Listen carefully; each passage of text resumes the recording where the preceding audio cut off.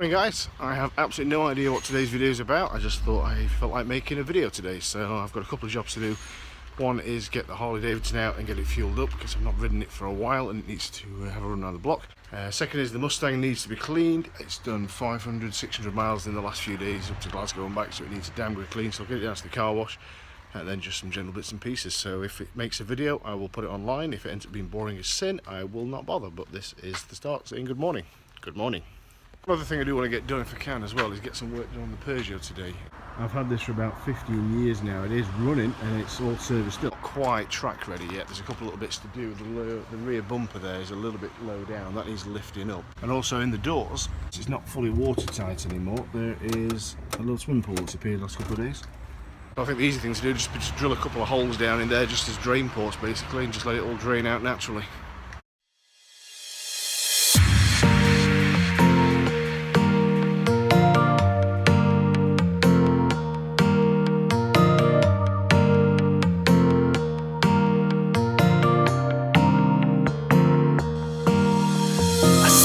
On top of mountains, lay down in the sand, but wherever I go, oh, as far as I roam, I know home is the palm of your hand.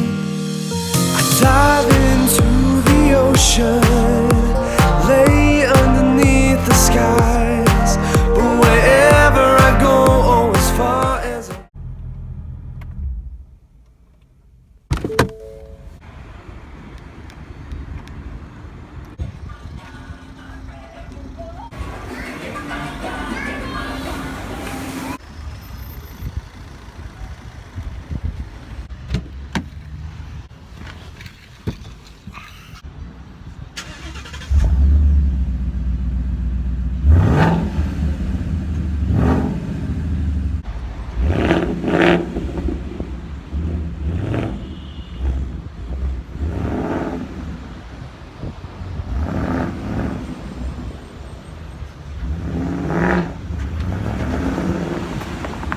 It would appear I've figured out what one of the problems is with the sound on my videos. It is not what I thought it was.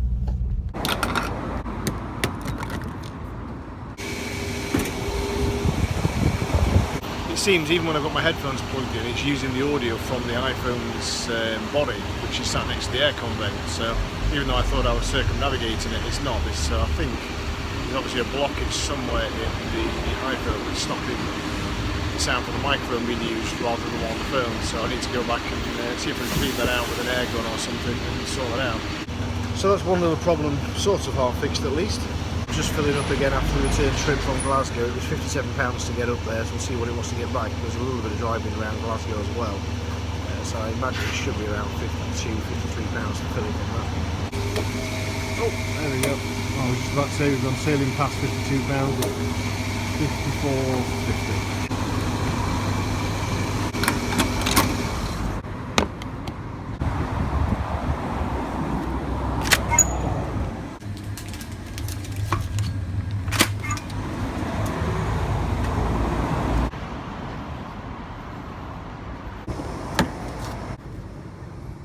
Interestingly, the car's computer underread the MPG that time. I got 27.9 on the return journey. The car's saying 27.3. Normally the car's a little bit more, what's the word, favourable or unfavourable. Normally I get less than what the car tells me I'm getting, but this time I got more than what the car said. So I was interested in that because it was a different style of driving. I've never done that many pure motorway miles before on a long run, so yeah, slightly interesting. So car filled, next job is to go and get car washed, and then job will be go get car back out at home, and then it will be the Harley. Annoyingly, I meant to bring some gas can things to put some fuel in for the Harley.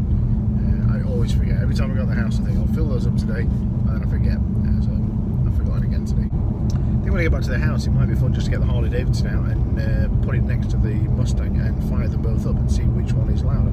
I imagine it's going to be the Harley because that's just got straight out Vance & Hines exhaust. There's no baffles on it, there's no catalytic converters or anything like that to kill it, but it'll be interesting to compare them. Thinking about it, if I was going to work at 5 o'clock in the morning, the one I would most cringe starting would be the Harley Davidson because of the neighbours and also waking out of the girl up, so the Harley's probably a little bit more obnoxious to sound, but let's get them out and let's have a listen. Car wash appears to be empty. That means I should either get served very quickly, or it means I'm going to get a bad service because they're empty, because no one likes to come here.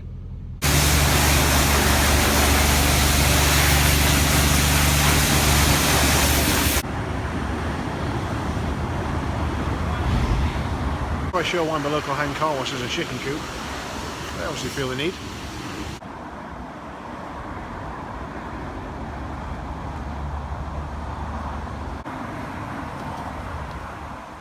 It's a lot better now.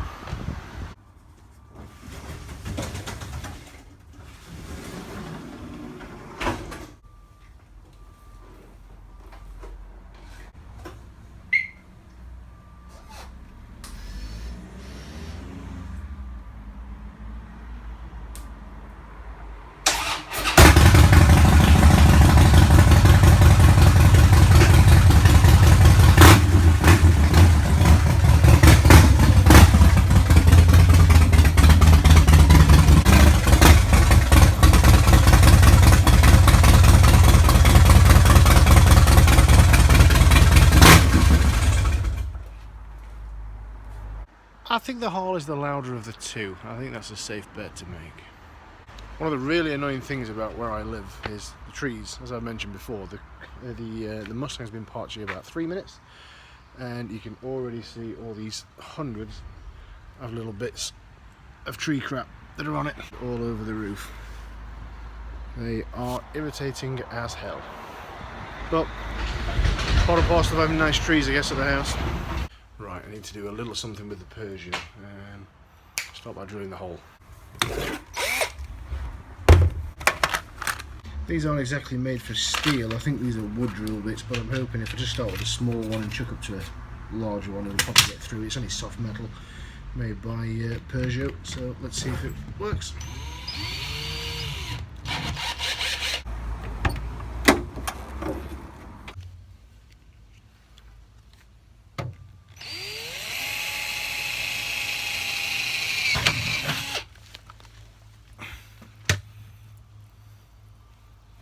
I would call that a definite success, and that's only a small hole.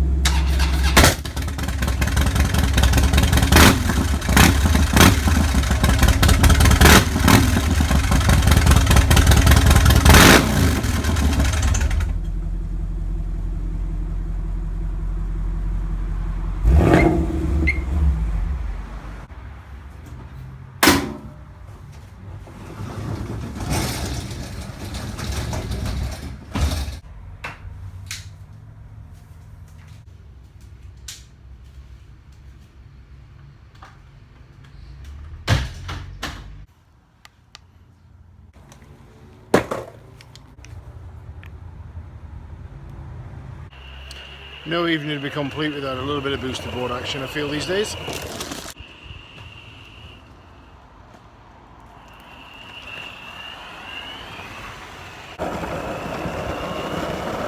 I should have bought one of these years ago. No, they should have made them years ago. I'm glad they make them now. Makes it a lot more fun going to the shops indeed than jumping in the car and messing about. Just get on this, get a bit of wind in your hair, a bit of wind on the microphone as well. Apologies, still working on that.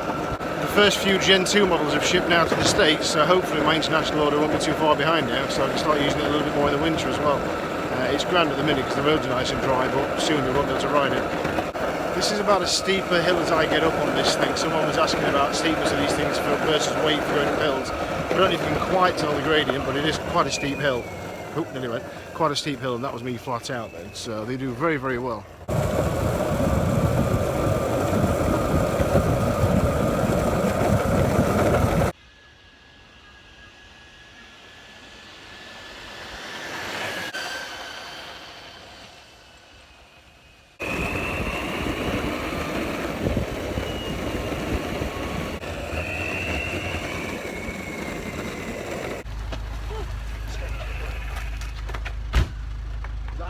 electric skateboard? Yeah. I bet that's great fun, isn't it?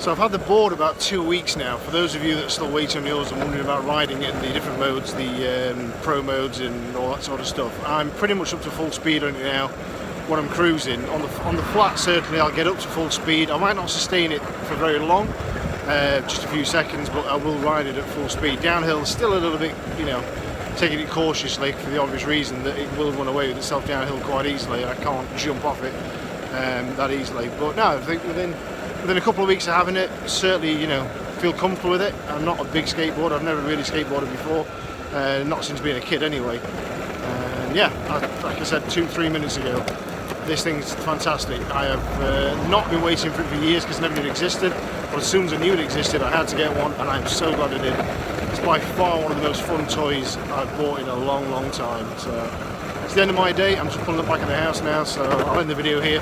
Hopefully there's something reasonably interesting to watch today. I'm going to edit it in a little while, and maybe I'll try another one tomorrow. So for now, good night, have fun, speak soon, bye bye.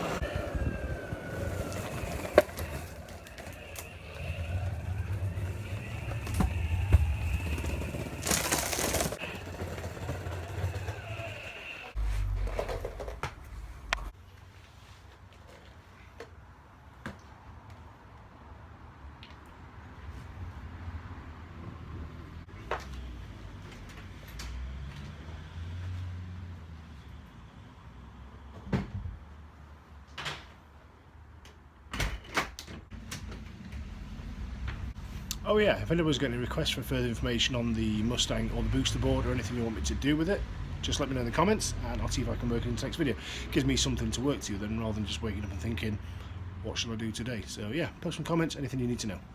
Good night.